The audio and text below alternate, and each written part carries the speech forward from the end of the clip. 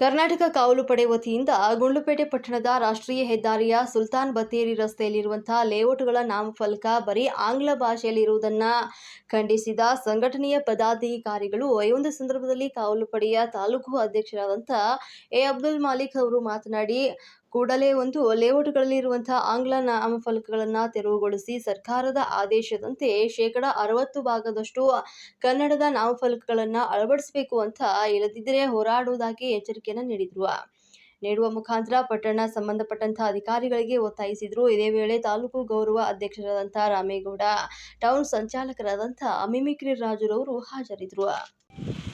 Sir ನಮಸ್ಕಾರ.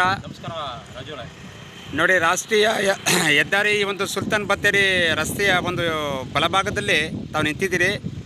ಇದು ಸಂಪೂರ್ಣವಾಗಿ ಆಂಗ್ಲಮಯವಾಗಿದೆ ಈ ಒಂದು ನಾಮಫಲಕ. ಹಾಗಾಗಿ ಕೇರಳಿಗರಾಗಲಿ ತಮಿಳರಾಗಲಿ ಕರ್ನಾಟಕ ಬಂದು ಒಂದು ಸರ್ಕಾರದ ಆದೇಶದ ಮೇರೆಗೆ 40% ಇತರೆ ಭಾಷೆ ಇರಬೇಕು, 60% ಕನ್ನಡ ಇರಬೇಕು ಅಂತ ಇದಿದೆ.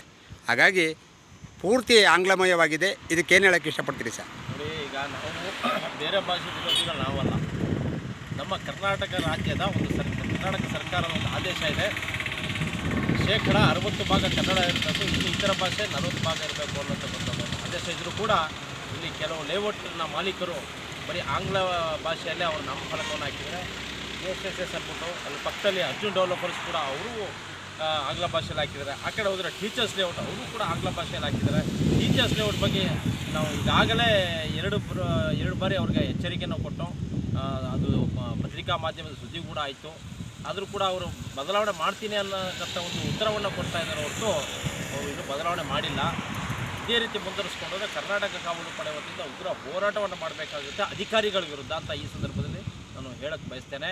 ಮಾನ್ಯ ಪುರಸಭೆ ಮುಖ್ಯಾಧಿಕಾರಿಗಳಾದ ಶರವಣರವರು ಕೂಡ ಇದ್ರ ಬಗ್ಗೆ ಕೂಡಲೇ ಕ್ರಮ ವಹಿಸಬೇಕು ಅಂತ ಈ ಸಂದರ್ಭದಲ್ಲಿ ಕ್ರಮವಹಿಸಿ ಎಲ್ಲ ಕಡೆಯೂ ಲೇಔಟ್ಗಳಲ್ಲಿ ಕನ್ನಡ ನಾಮಫಲಕ ಹಾಕಿಸ್ಬೇಕು ಅಂತ ಈ ಸಂದರ್ಭದಲ್ಲಿ ನಾನು ಮನವಿ ಮಾಡ್ಕೊತಾ ಇದ್ದೇನೆ. ಮೊದಲು ಟೀಚರ್ಸ್ ಲೇಔಟ್ ಆಂಗ್ಲ ಭಾಷೆಯಲ್ಲಿ ಹಾಕೋರು, ಅದು ನೋಡ್ಕೊಂಡು ಇವರು ಕೂಡ ಆಂಗ್ಲ ಭಾಷೆಯಲ್ಲಿ ಹಾಕೋರು, ಅದು ನೋಡ್ಕೊಂಡು ಎಲ್ಲರೂ ಕೂಡ ಆಂಗ್ಲ ಭಾಷೆಯಲ್ಲೇ ಶುರು ಮಾಡಿದ್ದಾರೆ. ಇದಕ್ಕೆ ಕಾರಣಕರ್ತರಿಗೆ ಕಾರಣವಾದ ಯಾರು ಆಂಗ್ಲ ಭಾಷೆಯಲ್ಲಿ ಹಾಕಿದರೆ ಅವರ ಮೇಲೆ ಕಟ್ಟುನಿಟ್ಟಿನ ಒಂದು ಕ್ರಮ ವಹಿಸಬೇಕು. ನಮ್ಮ ಹೇಳಿಕೆಯಿಂದ ನಮ್ಮ ಗಡಿ ಭಾಗ ಈ ಕಡೆ ಕೇರಳ ಇದೆ, ಈ ಕಡೆ ತಮಿಳುನಾಡಿದೆ. ಗಡಿ ಭಾಗದಲ್ಲಿ ಕನ್ನಡವನ್ನು ಕಾಯೋದು ನಮ್ಮ ಕರ್ತವ್ಯ ಆಗಿದೆ. ಎಲ್ಲ ಕನ್ನಡಮಯವಾಗಿ ಇರಬೇಕು ಅಂತ ಈ ಸಂದರ್ಭದಲ್ಲಿ ನಾನು ಈ ಅಧಿಕಾರಿಗಳನ್ನ ಒತ್ತಾಯಿಸ್ತೇನೆ.